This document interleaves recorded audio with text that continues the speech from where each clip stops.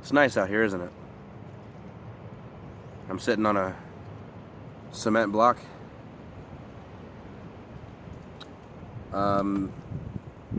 It's kind of out here in the forest. There's a train track up there. It's a little windy today, but it'll get windier. I just kind of wanted to make a little chat, a little video, just talk. I don't know how long this is gonna go, but usually talking brings about some interesting philosophical ideas. I guess life is something that I could talk about just because I'm surrounded by it. You know, even on the ground here, there's little sprouts coming up. You know, it's spring here. Although oddly enough, we had snow in April. It's April currently right now. It's actually April 20th. Or sorry, April 19th. Tomorrow's the 20th. There's a full moon tonight in my area, so anybody in the Midwest of America, gonna be a full moon tonight.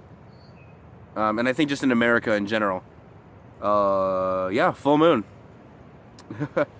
In the Western Hemisphere. So I'm excited about that. I like to learn about the moon phases, because even the moon affects life in different ways. You know, also the superstition around the full moon is very interesting to me as well. I want to know kind of where that superstition came about. You know, why the full moon? You know, why not the waning crescent or the waxing gibbets? You know, like, why is it strictly the full moon? You know, why make all the other phases feel left out? So that's kind of where I am right now. Just curious. You know, I hope you guys are curious too, you know. I also hope that you guys go out to areas like this where it's just all wilderness. And I hope that you all just experience life in that kind of beautiful way. Like, there's like pieces of like dead bark around, rotting away, and that's just, I'm able to see the circle of life here. You know, the wheel of life. Like, there's a huge tree that fell down. There's the base of it right there, and it just kind of goes all the way up to there. And the fact that, like, the fact that that it was once living fascinates me. You know, but now it's dead. It's rotting. It's experiencing its own kind of end of life experience, just like we all do. You know, like, I don't know about its afterlife. I don't even know about my afterlife. Like, I'm still trying to question that. I'm primarily atheist, so I'm trying to question that kind of afterlife idea. You know, what is there on the other side? Is there another side? You know, is it good? Is it bad? Is it inherently neither? Is it inherently one or the other, you know? Is it both? I think I might have said that already. But do we really know life the way that we think we know it? Here comes some wind. But do we really understand our own life in the way that we think we do, you know? Are we aware of just how complex it is? Because there's so much abundance and diversity of life on our planet. And I think we take for granted how diverse it is, because we really only focus on our own human lives, our own human psychology, our own human philosophy. You know, and I think more people should take the time to come out into an area, excuse me, into an area like this and just experience life. You know, this life out here is older than we are as humans. Like, some of these trees have been out here 200, 300 plus years. Like, the tallest ones have been here at least 100 years. Like, because trees grow slowly, you know? I don't know how slowly. I don't know what the numbers are. But all the tallest trees out here have just been growing and growing and growing for hundreds, several centuries, you know, hundreds of years. And they have outlived many of us in this current generation so far. There's not many people who are over 100 years old. And oddly enough, most of them are in the Eastern Hemisphere. Like, what is it about China, Japan, India, Far Eastern Russia, you know. What is it about those areas that make long life so easy? Like, I have a few ideas. I mean, in the West, we have, you know, just an abundance of unhealthy foods, fast food especially. We have, especially in America, this will apply more to America, we have bigger portion sizes. And this hatred of exercise. Like, we have this fear of exercise, you know. And I do think that America is the last place that humankind has actually been able to get to. And at this point, the human species is just like, nah, I don't want to deal with all this anymore. This is the last place I'm going to settle, and that's it. You know, I do feel like America is that one true last place that we could possibly settle. Like, the Earth is finished with all of its landmass discoveries. You know, and maybe in another 100 to 200 million years, the future humans will discover another landmass that we have not discovered yet because it's underwater. And that's assuming that the whole ice caps melting thing kind of stops and goes in the other direction. But we don't want it to go too far in the other direction, or else everything will dry out. And I can tell you right now, nobody on this planet, whether they live in a desert or not, would not be able to handle it. Like, let me rephrase that. People who do not live in a desert-like society now would definitely not be able to handle a desert-like system in the future.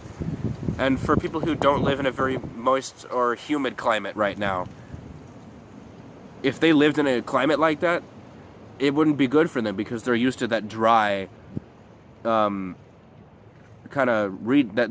dry climate.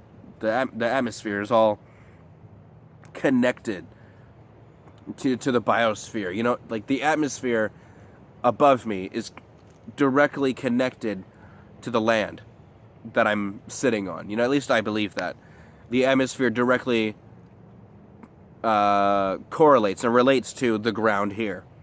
You know, if this was a whole desert, the atmosphere would reflect the idea of a desert. And I'm not saying that the sky is sentient, but I'm saying that the particles from down here would also be up there, and it would make the atmosphere equal. Because if it was unequal, you'd see a lot more disastrous storms and other natural disasters happening more frequently in certain areas over others.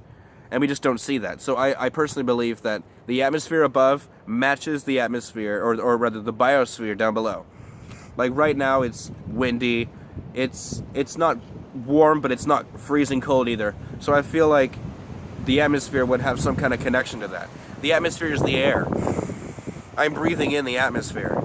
And I feel like these trees and the plants and even the decaying matter on the ground are directly connected, and they match the atmospheric conditions of the region that they're in. Like in California, for example, it's dry, there's fires going on, there's a whole lot of other stuff going on right there, and the atmosphere there reflects that. Speak of China, for example.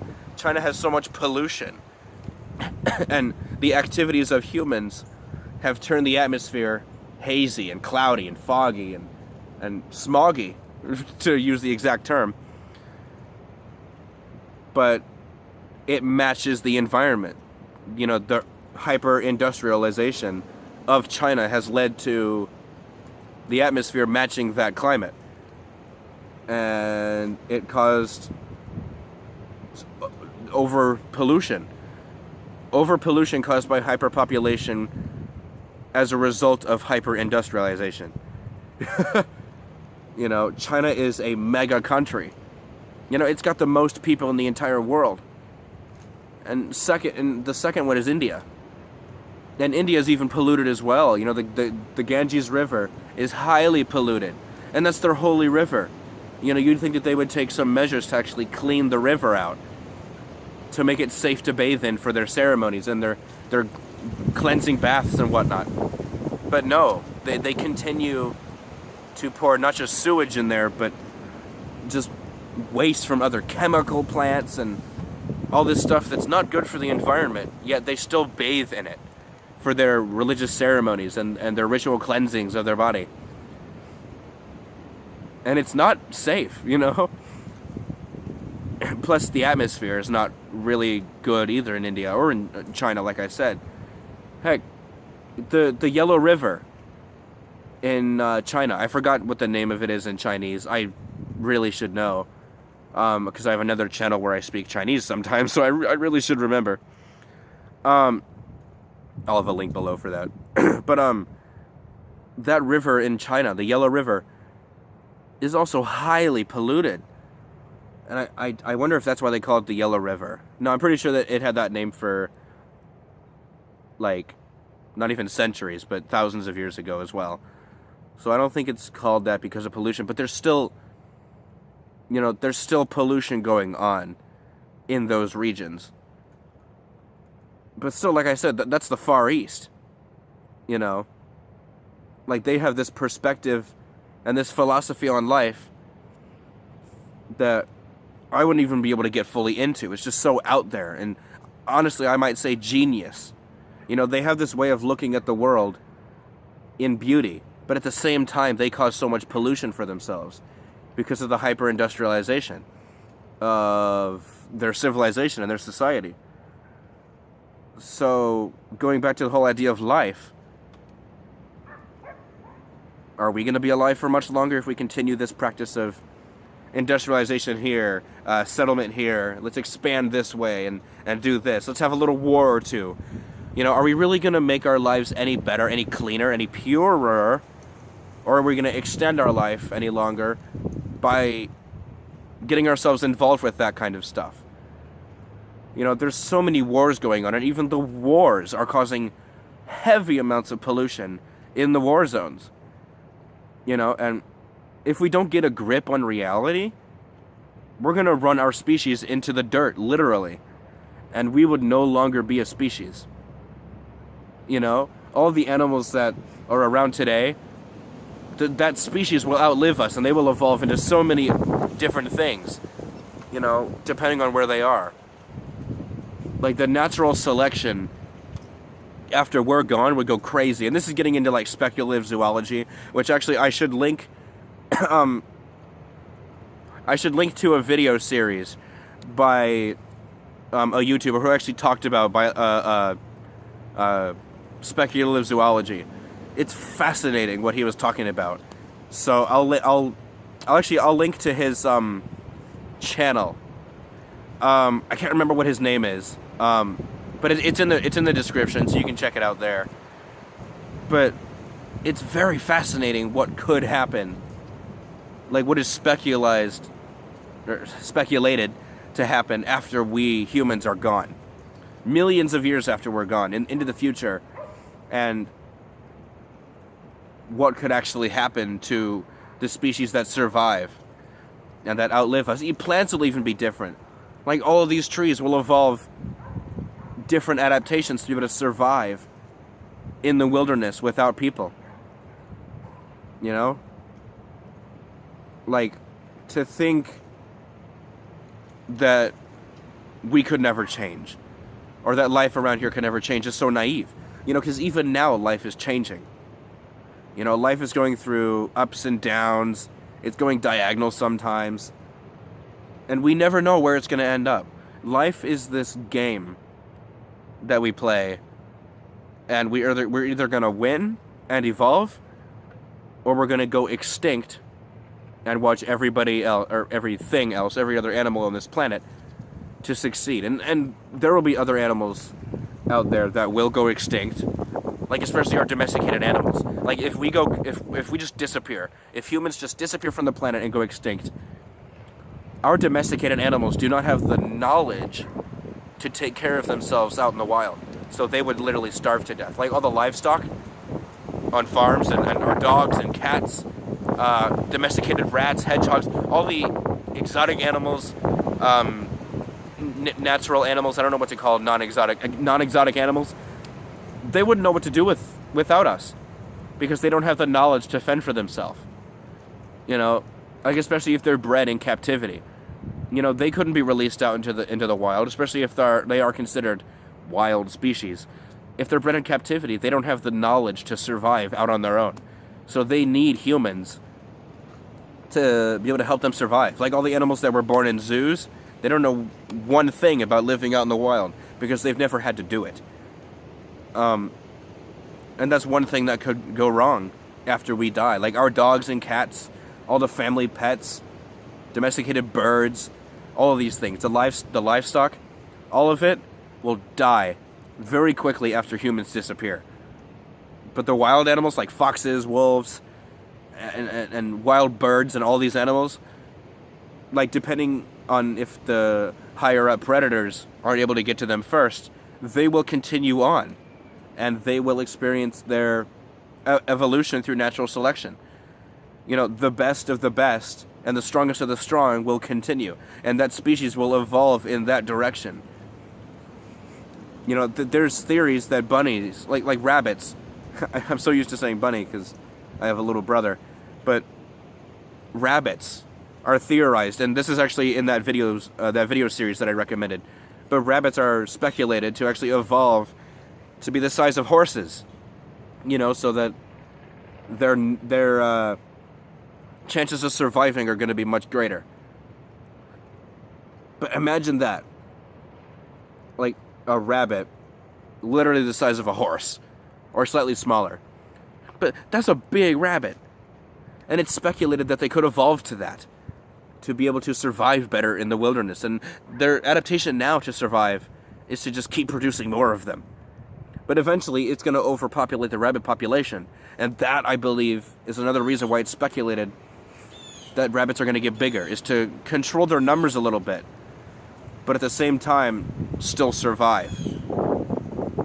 You know, like life is complicated, but life is also intelligent. You know, like I guess I kind of believe life to be this being of its own.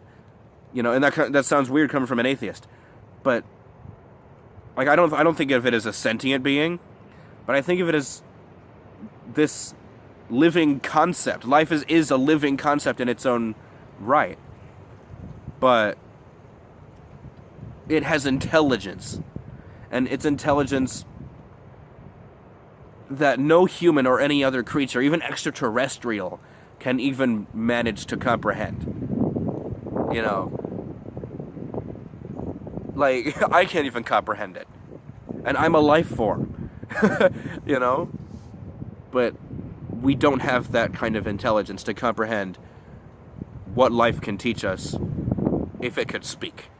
You know, would we even be able to understand it? Does life have a language of its own that we would have to learn to be able to understand it? Because we still have no idea anything about life or any idea about how to understand it. I think I'm going to have to make this one a two-parter because this is getting really intense. So, in the next part, I'm going to continue on, probably in a different place, or I may be in the same place, who knows. But I'm going to have to continue on later. I don't know what time I'm at because I can't see my phone screen. But I will catch you next time in the next video. This has been the Wordy Philosopher, signing off. Goodbye, guys.